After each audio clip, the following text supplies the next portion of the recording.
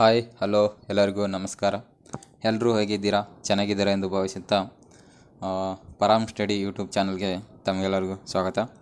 ಇವತ್ತಿನ video start ಮಾಡೋಣ. ಕೆಲವು ಪರ್ಸನಲ್ ಸಮಸ್ಯೆಗಳು ಇರೋದರಿಂದ ವಿಡಿಯೋ ಮಾಡೋದನ್ನು ನಿಲ್ಲಿಸಿದ್ದೆ. ದಯವಿಟ್ಟು ಕ್ಷಮೆ ಇರಲಿ. ಇನ್ಮೇಲೆ ಯಾವುದೇ ಕಾರಣಕ್ಕೂ ವಿಡಿಯೋ ಮಾಡುವುದು ನಿಲ್ಲಿಸೋದಿಲ್ಲ. ಹಾಗಾಗಿ ದಯವಿಟ್ಟು ನಮ್ಮ ಯೂಟ್ಯೂಬ್ ಚಾನಲನ್ನು ಸಬ್ಸ್ಕ್ರೈಬ್ ಮಾಡಿಕೊಂಡು ಸಪೋರ್ಟ್ ಮಾಡಿ ಅಂತ ಕೇಳ್ತಾ ಬನ್ನಿ ಇವತ್ತಿನ ವಿಡಿಯೋ ಸ್ಟಾರ್ಟ್ ಮಾಡೋಣ. ಇವತ್ತಿನ ವಿಡಿಯೋ B.Ed ದಾಖಲಾತಿಗೆ ಸಂಬಂಧಿಸಿದಿರುತ್ತೆ. ಬನ್ನಿ ಅದನ್ನು ಒಂದೊಂದಾಗಿ ನಾವು ನೋಡುತ್ತಾ ಹೋಗೋಣ. 2025-26ನೇ ಸಾಲಿನ B.Ed ಕೋರ್ಸಿಗೆ ದಾಖಲಾತಿ ಇದು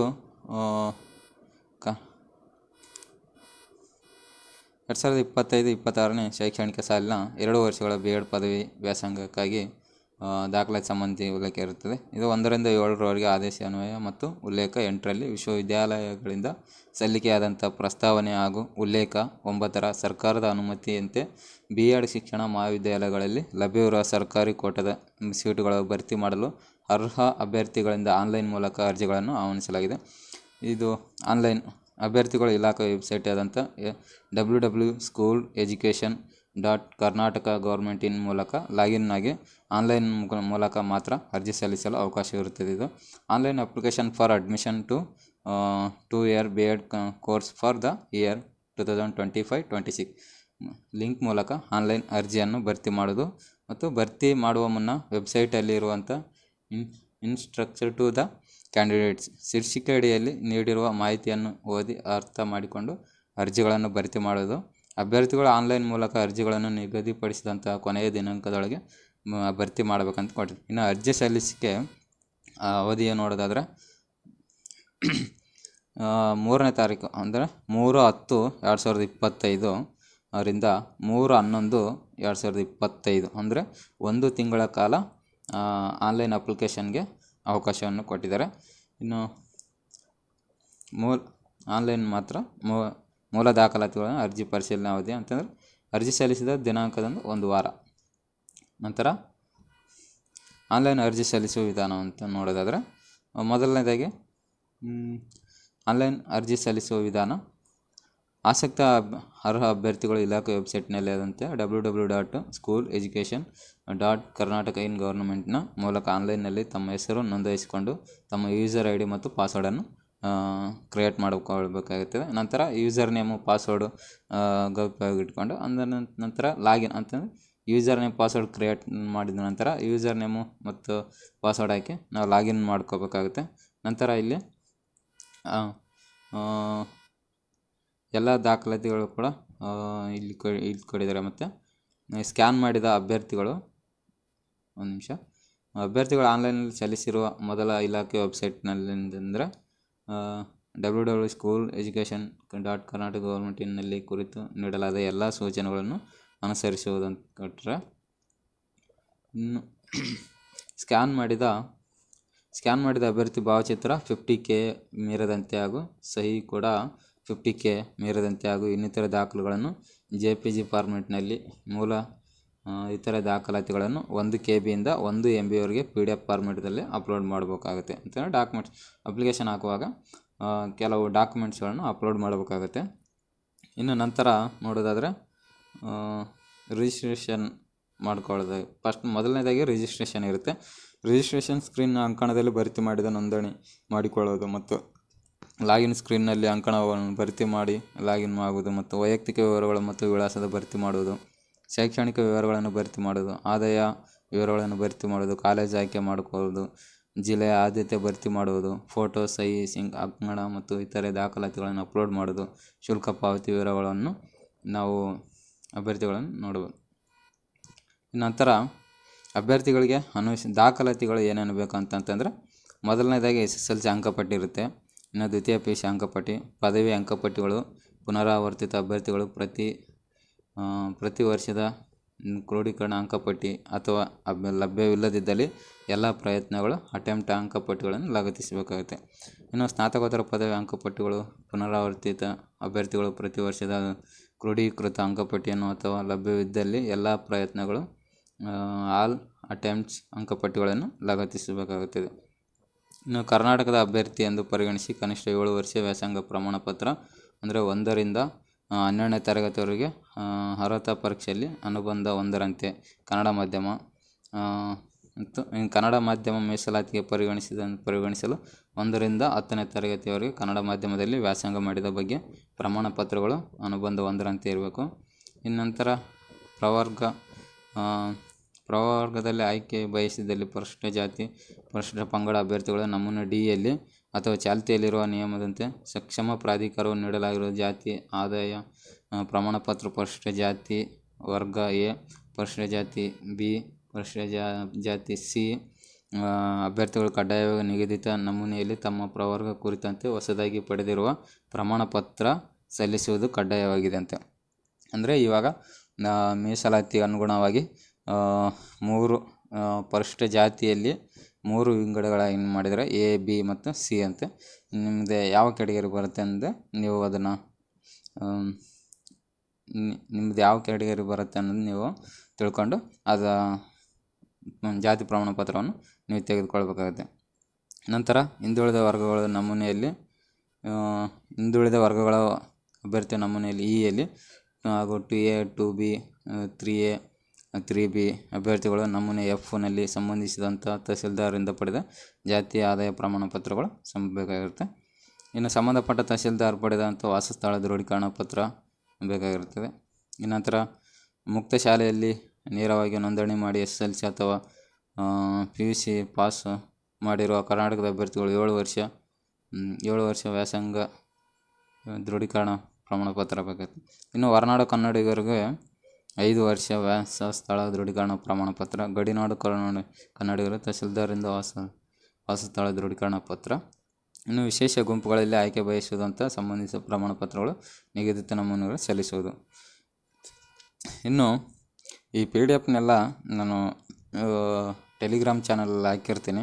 ನೀವು ಇದೊಂದು ಸಲ ನೋಡಿಕೊಂಡು ಇನ್ನೊಂದು ಸಲ ನೀವು ಚೆನ್ನಾಗಿ ತಿಳ್ಕೊಂಡು ಓದ್ಕೊಂಡು ಅಪ್ಲಿಕೇಶನನ್ನು ಹಾಕಿ. ಇನ್ನು ಎಡಿಟನ್ ಒಂದು ಸಲ ಅರ್ಜಿಯನ್ನು ಭರ್ತಿ ಮಾಡುವಾಗ ಸರಿಯಾದ ಮಾಹಿತಿಯನ್ನು ಭರ್ತಿ ಮಾಡಬೇಕು. ಒಮ್ಮೆ ಭರ್ತಿ ಮಾಡಿ ಸಬ್ಮಿಟ್ ಮಾಡಿದ ನಂತರ ಎಡಿಟಿಗೆ ಅವಕಾಶವಿರುವುದಿಲ್ಲ ಅಂತ ಹೇಳಿದ್ದಾರೆ ಅವರು. ಇನ್ನು ಅರ್ಜಿ ಸಲ್ಲಿಸಿದ ನಿಗದಿತ ಶುಲ್ಕ ಪಾವತಿಸಿದ ನಂತರ ಆನ್ಲೈನ್ ಅರ್ಜಿ ಲಾಗಿನ್ ಮುದ್ರಿಸಿಕೊಳ್ಳೋದು ಅಂತ ಹೇಳಿದರೆ.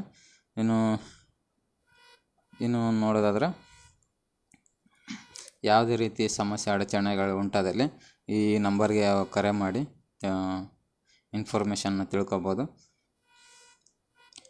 ಇನ್ನು ಅರ್ಜಿ ಶುಲ್ಕ ನೋಡೋದಾದರೆ ಪರಿಶಿಷ್ಟ ಜಾತಿ ಪ್ರವರ್ಗ 100 ರೂಪಾಯಿ ಇರುತ್ತೆ. ಇನ್ನು ಅಂಗವಿಕಲರ ಅಭ್ಯರ್ಥಿಗಳಿಗೆ ಶುಲ್ಕ ವಿನಾಯಿತಿ ಇರುತ್ತೆ. ಇನ್ನು ಇತರೆ ಅಭ್ಯರ್ಥಿಗಳಿಗೆ 300 ರೂಪಾಯಿ ಅಂತ ಇರುತ್ತೆ.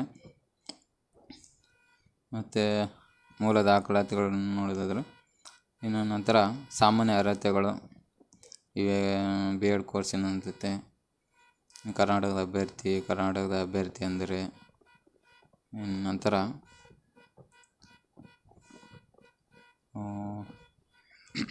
ಮೇಲೆ ಹೇಳಿದೆವಲ್ಲ ಅದೇ ಒಂದು ಸಲ ನೀವು ಈ PDF ಓದಿ ಸರಿಯಾಗಿ ತಿಳ್ಕೊಂಡು ಅಪ್ಲಿಕೇಶನ್ ಹಾಕಿ. ಇನ್ನು ಕನ್ನಡ ಮಾಧ್ಯಮದ್ದು ಎಲ್ಲ ಇರುತ್ತೆ. ಕ್ರೀಡಾಪಟುಗಳಿಗೆ ಮಾಜಿ ಸೈನಿಕರಿಗೆಲ್ಲ ವಿನಾಯಿತಿ ಅಂದರೆ ಮೀಸಲಾತಿ ಕೋಟಾದಲ್ಲಿ ಕೆಲವು ಸೀಟುಗಳನ್ನ ಮೆರಿಟ್ ಮೇಲೆ ಆಯ್ಕೆ ಮಾಡ್ತಾರೆ ಇವರು. ಇನ್ನು ದಾಖಲಾತಿ ಪ್ರಕ್ರಿಯೆ ತಾತ್ಕಾಲಿಕ ವೇಳಾಪಟ್ಟಿ ಇದು ಅಂದರೆ B.Ed ದಾಖಲಾತಿ ಅಸೋಸಿಯೇಷನ್ ವೆಬ್ಸೈಟ್ನಲ್ಲಿ ಪ್ರಕಟಿಸುವುದು ಮತ್ತು ಆನ್ಲೈನಲ್ಲಿ ಅರ್ಜಿ ಸಲ್ಲಿಸಲು ಅಭ್ಯರ್ಥಿಗಳಿಗೆ ಅವಕಾಶ ಕಲ್ಪಿಸಿದೆ.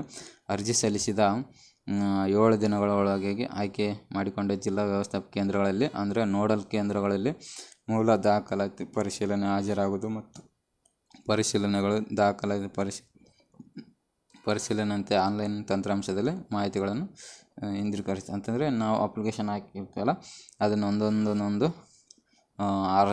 ಮೆರಿಟ್ ಲಿಸ್ಟಾಗಿ ಬಿಡ್ತಾ ಇರ್ತಾರೆ. ಆವಾಗ ಈ ಡೇಟಿಗೆ ನಾವು ಅಂದರೆ ನೋಡಲ್ ಕೇಂದ್ರ ನಾವು ಅಪ್ಲಿಕೇಶನ್ ಹಾಕುವಾಗ ನೋಡಲ್ ಕೇಂದ್ರವನ್ನು ನಾವು ಸೆಲೆಕ್ಟ್ ಮಾಡ್ಕೊ ಅದನ್ನು ಹೇಳ್ತೀನಿ ನೆಕ್ಸ್ಟ್ ವಿಡಿಯೋದಲ್ಲಿ, ಇಲ್ಲಾಂದರೆ ಇದರಲ್ಲೇ ಹೇಳ್ತೀನಿ. ನಾನು ಇದ್ರ ಬಗ್ಗೆ ಒಂದೊಂದು ಅಪ್ಡೇಟ್ಸ್ ನಾನು ಕೊಡ್ತಾ ಹೋಗ್ತೀನಿ. ನೀವೇನು ತಲೆ ಕೆಡ್ಸ್ಕೋಕೆ ಹೋಗಬೇಡಿ. ಪ್ರವೇಶಾತಿ. ನಂತರ ಶುಲ್ಕ ನೋಡೋದಾದರೆ ಸರ್ಕಾರಿ ಅಂತ ಕಲಾ ವಿಭಾಗದಲ್ಲಿ ನೋಡೋದಾದರೆ ಸರ್ಕಾರಿ ಸೀಟ್ ಅಂತಂದರೆ ಇವಾಗ ಅಪ್ಲಿಕೇಶನ್ ಅಂದರೆ ಒಂದು ಇನ್ಸ್ಟಿಟ್ಯೂಟ್ ಲೀಸ್ಟ್ ಬಿಡ್ತೀನಿ ನೆಕ್ಸ್ಟ್ ವಿಡಿಯೋದಲ್ಲಿ. ನೀವು ಯಾವ್ಯಾವ ಕಾಲೇಜು ಯಾವ ಡಿಸ್ಟಿಕ್ ಅಪ್ಲಿಕೇಶನ್ ಹಾಕಬೇಕು ಅನ್ನೋದನ್ನ, ಯಾವ ಡಿಸ್ಟಿಕಲ್ಲಿ ಎಷ್ಟೆಷ್ಟು ಕಾಲೇಜ್ ಇದ್ದಾವೆ, ಯಾವ್ಯಾವ ಕಾಲೇಜಿಗೆ ನೀವು ಆಯ್ಕೆ ಬಯಸ್ತೀರ ಅದನ್ನೆಲ್ಲ ನೋಡಿಕೊಂಡು ನೀವು ಅಪ್ಲಿಕೇಶನ್ ಹಾಕ್ಬೋದು. ಇನ್ನು ಸರ್ಕಾರಿ ಅಂತಂದರೆ ಏಡೆಡು 12 ಅವೆಲ್ಲ ಬರುತ್ತೆ. ಸರ್ಕಾರಿ ಕಾಲೇಜುಗಳಲ್ಲಿ 5,025 ಶುಲ್ಕವಿರುತ್ತೆ ಕಲಾ ವಿಭಾಗಕ್ಕೆ. ಇನ್ನು ಅನುದಾನಿತ ಅಂತಂದರೆ ಏಡೆಡ್ಗೆ 6,025 ಇರುತ್ತೆ. ಇನ್ನು ಅನ್ಎಡೆಡ್ಗೆ ಅಂತಂದರೆ 12ಗೆ ಅನುದಾನ ರಹಿತಕ್ಕೆ ಇದು 10,000 ಇರುತ್ತೆ. ಇನ್ನು ನಂತರ ಕಲಾ ವಿಭಾಗ ಸರ್ಕಾರದಲ್ಲಿ 5,175 ಇರುತ್ತೆ. ಇನ್ನು ಅನುದಾನಿತಗೆ ಏಡೆಡ್ಗೆ 6,175 ಇರುತ್ತೆ. ಇನ್ನು ಅನುದಾನ ರಹಿತ ಅಂತ 12ಗೆ 10,175 ಇರುತ್ತೆ. ಇನ್ನು ನಂತರ ಅಂದರೆ ಇನ್ನೊಂದು ನೆನಪಿಟ್ಕೊಳ್ಳಿ, ಇವಾಗ ನೀವು BEdಗೆ ಅಡ್ಮಿಷನ್ ಆಗ್ತೀರಲ್ವ, ಆಗಿ ಕಂಟಿನ್ಯೂ ಮಾಡಿ, ಮಧ್ಯದಲ್ಲಿ ಎಲ್ಲೂ ಬಿಡೋಕೆ ಹೋಗಬೇಡ. ಯಾಕಂದರೆ ನಾವು ಮಧ್ಯದಲ್ಲೇ ಬಿಟ್ಟರೂ ಕೂಡ ಇಷ್ಟಿಂತ ಮತ್ತು ನಾವು ದಂಡನ ಶುಲ್ಕ ಕಟ್ಟಬೇಕಾಗುತ್ತೆ. ಯಾಕಂದರೆ ದಾಖಲಾದ ದಿನಾಂಕದಿಂದ 7 ದಿನಗಳವರೆಗೆ 10% ನಾವು ಬಿಡ್ತೀವಿ ಅಂತಂದರೆ ಮಾತ್ರ 10% ಕಟ್ಟಬೇಕಾಗುತ್ತೆ. ಮುಟ್ಟುಗೋಲನ್ನ ಹಾಕೋತಾರೆ ಅವರು.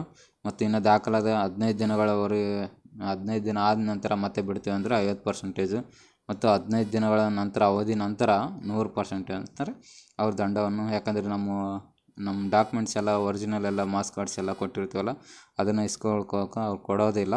ಸೊ ಹಾಗಾಗಿ ಮೊದಲೇ ಯೋಚನೆ ಮಾಡಿ ಅಡ್ಮಿಷನ್ ಆಗಿ. ಸುಮ್ಮನೆ ಅಡ್ಮಿಷನ್ ಆಗಿ ಮತ್ತೆ ಬಿಡೋದು ಒಳ್ಳೆಯದಲ್ಲ. ಯಾಕೆಂದರೆ ಇನ್ನೊಬ್ಬರಿಗೆ ಆ ಸೀಟು ಅವಕಾಶ ಆಗುತ್ತೆ. ಯಾಕಂದರೆ ಇವಾಗ ನಾವು ಅಡ್ಮಿಷನ್ ಆಗಿ ಬಿಟ್ಟರೆ ನಮಗೂ ಲಾಸು, ಇನ್ನೊಬ್ರಿಗೂ ಲಾಸ್ ಆಗುತ್ತೆ. ಸೊ ಹಾಗಾಗಿ ಅಡ್ಮಿಷನ್ ಆಗೋಕ್ಕಿಂತ ಮುಂಚೆ ನಾವು ಯೋಚನೆ ಮಾಡಿ ಒಂದು ಸಲ, ನಮ್ಮಿಂದ ಇನ್ನೊಬ್ಬರಿಗೆ ಸೀಟ್ನ ತೊಂದರೆ ಆಗಬಾರ್ದು. ನಾವಾದರೆ ನಾವು ಓಕೆ, ಇಲ್ಲಾಂದರೆ ಬೇಡ ಅಷ್ಟೇ. ಇನ್ನು ಇವೆಲ್ಲ ಅನಕ್ಷರ ಫಾರಮ್ಗಳು. ಇನ್ನು ಅಡ್ಮಿಷನ್ ಆಗುವಾಗ ಇವು ಕೆಲವೊಂದು ಅಪ್ಲಿಕೇಶನ್ ಬೇಕಾಗುತ್ತೆ. ಇಲ್ಲಿಗೆ ಈ ವಿಡಿಯೋನ ಮುಗಿಸೋಣ. ನಂತರ ನೆಕ್ಸ್ಟ್ ವಿಡಿಯೋದಲ್ಲಿ ಒಂದು ಕಾಲೇಜು ಲಿಸ್ಟ್ ಇದೆ. ಅದು ಏನಂದರೆ ಇನ್ಸ್ಟಿಟ್ಯೂಟ್ನ ನೀವು ಆಯ್ಕೆ ಮಾಡ್ಕೋಬೋದು. ಒಂದು ಯಾವ್ಯಾವ ಡಿಸ್ಟಿಕಲ್ಲಿ ಯಾವ್ಯಾವ ಕಾಲೇಜ್ಗಳಿದ್ದಾವೆ, ನಿಮ್ಗೆ ಯಾವ ಕಾಲೇಜ್ ಬೇಕು ಅದನ್ನು ಅಂದರೆ ಒನ್ ಬೈ ಸ್ಟೆಪ್ಪಾಗಿ ನೀವು ಚಾಯ್ಸ್ ಮಾಡಬೇಕು. ಅಂತಂದರೆ ಇವಾಗ ಪ್ರಿಯಾರಿಟಿ ಕೊಡಬೇಕಾಗುತ್ತೆ. ಮೊದಲು ನಿಮ್ಗೆ ಯಾವ ಕಾಲೇಜ್ ಬೇಕು, ಯಾವ ಡಿಸ್ಟಿಕ್ ಬೇಕು, ಅದು ಆ ಡಿಸ್ಟಿಕಲ್ಲಿ ಯಾವ ಕಾಲೇಜ್ ಬೇಕು ಅನ್ನೋದನ್ನ ನಿಮ್ಗೊಂದು ಪಿ ಡಿ ಎಫಲ್ಲಿ ಶೇರ್ ಮಾಡಿರ್ತೀನಿ, ಅಥವಾ ಅದೊಂದು ವೀಡಿಯೋನ ನಾನು ಮಾಡಿ ಹಾಕಿರ್ತೀನಿ. ಇವತ್ತಿನ ವಿಡಿಯೋನ ನಿಲ್ಲಿಸೋಣ. Thank you. ವಿಡಿಯೋ ನೋಡಿದ್ದಕ್ಕಾಗಿ ಧನ್ಯವಾದಗಳು. ಮತ್ತೆ ಮುಂದಿನ ವಿಡಿಯೋದಲ್ಲಿ ಸಿಗೋಣ. Thank you.